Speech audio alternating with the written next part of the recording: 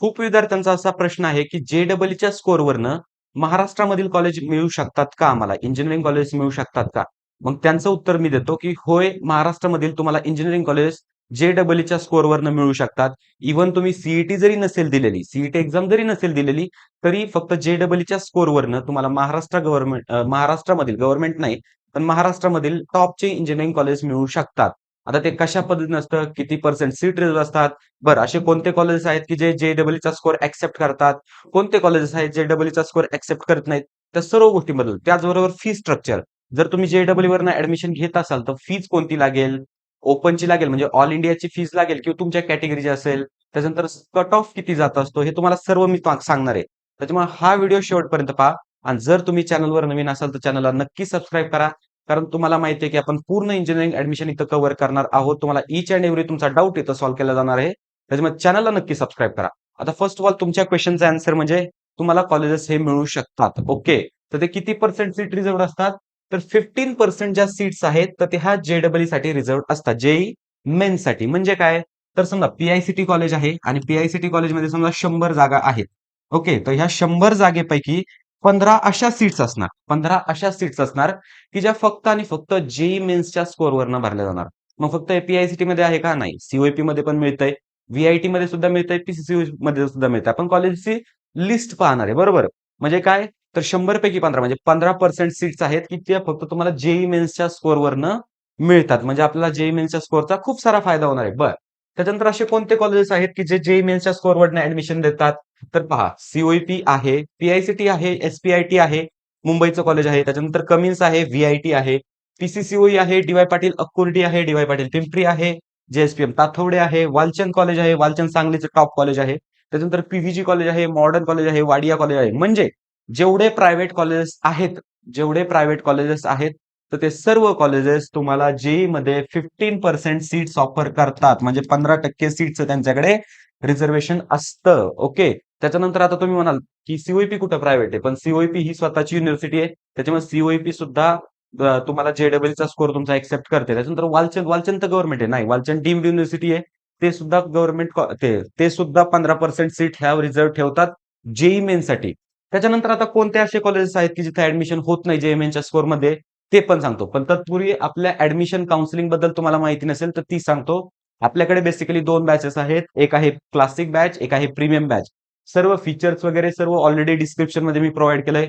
त्याचबरोबर admission portal जे आहे आपलं तर त्याची लिंक सुद्धा मी डिस्क्रिप्शन मध्ये प्रोव्हाइड केलंय. एकदा नक्की चेकआउट करा आणि ही जी काउन्सिलिंग असणार आहे टेक एस्पायर आणि सह्याद्री ट्युटोरियल्स या दोघांच्या कोलॅबोरेशन मध्ये असणार आहे. आणि तुम्ही इंजिनिअरिंग कॉलेजमध्ये जाईपर्यंत आणि फर्स्ट इयरचा गायडन्स सुद्धा आपण या काउन्सिलिंग मध्ये तुम्हाला प्रोव्हाइड करतोय. मग तुम्हाला आणखीन माहिती हवी असल्यास डिस्क्रिप्शन मध्ये सुद्धा नंबर आहेत आणि त्यासोबत इथं सुद्धा आपले नंबर आहेत. नक्की इथं कॉन्टॅक्ट करा. ओके.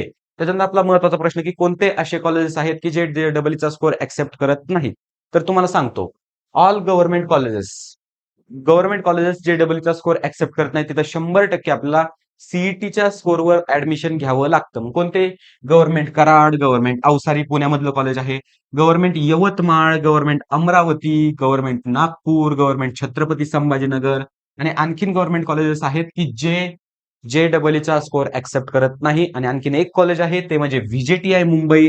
हे सुद्धा जे-डबल-ईचा स्कोर एक्सेप्ट करत नाही. इथं प्युअरली आपल्याला सीईटीच्या स्कोरवर जावं लागतं. पण या हे कॉलेजेस सोडून बाकीचे सर्व जे कॉलेजेस आहेत महाराष्ट्रामधील तर ते जे-डबल-ईचा स्कोर एक्सेप्ट करतात. ओके. त्याच्यानंतर आणखीन महत्वाची गोष्ट म्हणजे काय?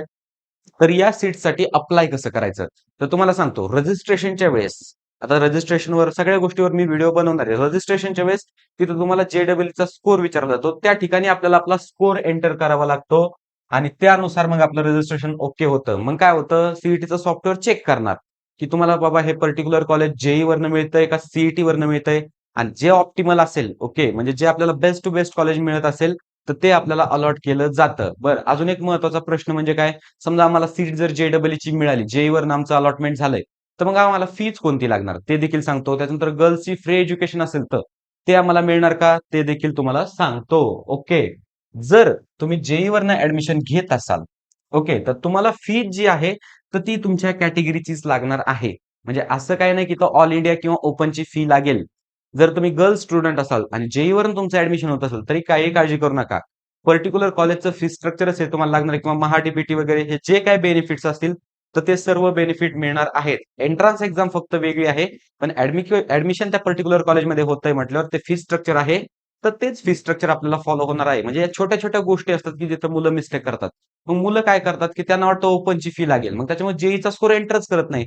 मग परिणामी काय होतं, की एखादं चांगलं कॉलेज, चांगली अपॉर्च्युनिटी त्यांच्या हातातनं जाते. मग ही जाऊ नये त्यासाठी तुमच्याकडे परफेक्ट गाईडन्स असावा. त्यासाठीच आपली काउन्सिलिंग आहे. आपल्या काउन्सिलिंगची नक्की तुम्ही हेल्प घ्या. इथं आपल्या काउन्सिलिंग एनरोलमेंटचा फॉर्म आहे. त्याचबरोबर डिस्क्रिप्शनमध्ये सुद्धा आहे.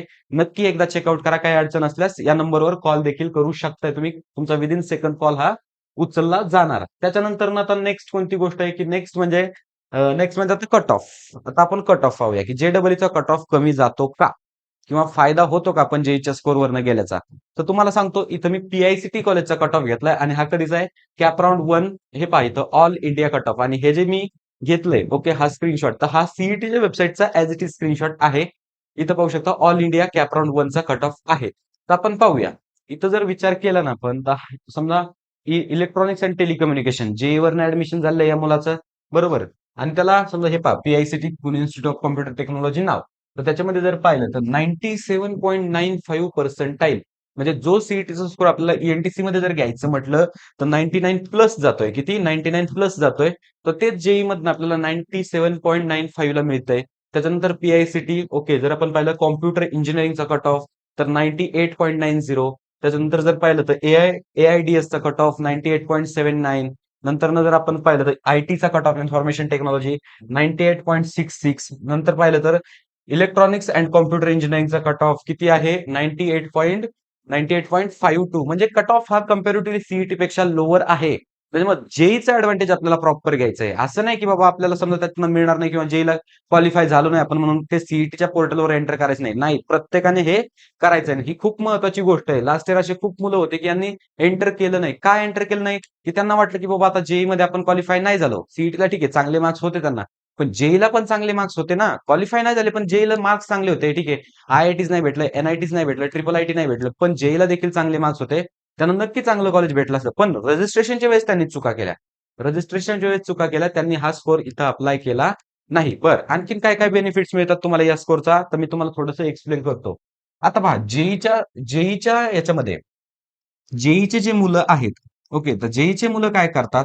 सीईटीकडे येण्यासाठी थोडंसं म्हणजे कमी प्रमाणात येतात. कारण का जेईच्या मुलांचं टार्गेट काय असतं? ठीक आहे, यावर्षी नाही झालं, आपण रिपीट करूया. आपण काय करूया? रिपीट करूया. त्याच्यामुळं ह्या ज्या सीट्स आहेत, 15% ज्या सीट्स आहेत, तर ह्या टॉप कॉलेजेसमध्येच फिल होतात. पण बाकीचे जे कॉलेजेस आहेत, तर त्यांच्यामध्ये ह्या सीट्स ओपन राहतात, म्हणजे व्हॅकंट राहतात. मग कॉलेज काय करतं? ह्या जर सीट व्हॅकंट राहिल्या, तर पुन्हा मग ह्या सीईटीच्या बेसिसवर किंवा समजा मग जे कमी पर्सेंटाईलवाले मुलं असतील ना, तर त्यांना अलॉट करून देतात. मग त्याच्यामुळे काय करायचंय आपला जो स्कोर आहे आपल्याला जेईचा तर तो प्रॉपर इथं एंटर करायचा आहे. त्याचबरोबर फीज वगैरेचं काही टेन्शन घ्यायचं नाही. फीज तुम्हाला ही तुमच्या कॅटेगरीचीच लागणार आहे. म्हणजे तुम्ही एससी जर स्टुडंट असाल, एससी-एसटी कॅटेगरीचे आणि जेईईवरनं ऍडमिशन करत असाल, ठीक आहे. ऑल इंडिया कोटातनं तुमचं ऍडमिशन होतंय. तुम्हाला त्या ठिकाणी ॲज अ ओपन कन्सिडर केलं जातंय. पण फी स्ट्रक्चर जे आहे तर ते तुमच्या कॉलेजचंच फॉलो होणार आहे. मग हा महत्त्वपूर्ण व्हिडिओ तुम्हाला कसा वाटला? मला कमेंटमध्ये नक्की सांगा. त्याचबरोबर तुमचे काही डाउट्स असतील. खूप डाऊट येत आहेत मुलांना. पर्सेंटाईल विषयी डाऊट्स येत आहेत, कॉलेज विषयी येत आहेत, त्याच्यानंतर ब्रांच सिलेक्शन विषयी येत आहेत, रजिस्ट्रेशन प्रोसेस, रिझल्ट विषयी येत आहेत, डॉक्युमेंट्स बद्दल येत आहेत. डॉक्युमेंट्स बद्दल ऑलरेडी व्हिडिओ बनवलाय चॅनलवर आहे. नक्की जाऊन पहा. म्हणजे सर्व गोष्टींबद्दल काही तुमचा डाऊट असेल तर माझ्या नंबरवर तुम्ही एनी टाईम कॉल करू शकता. त्याचबरोबर डिस्क्रिप्शन बॉक्स आणि पिन कमेंट आपल्या व्हिडिओची नक्की एकदा चेक करा. त्याच्यामध्ये भरपूर सारी माहिती तुम्हाला मिळून जाईल. काही डाऊट असेल तर नक्की मला कॉन्टॅक्ट करा. All the best.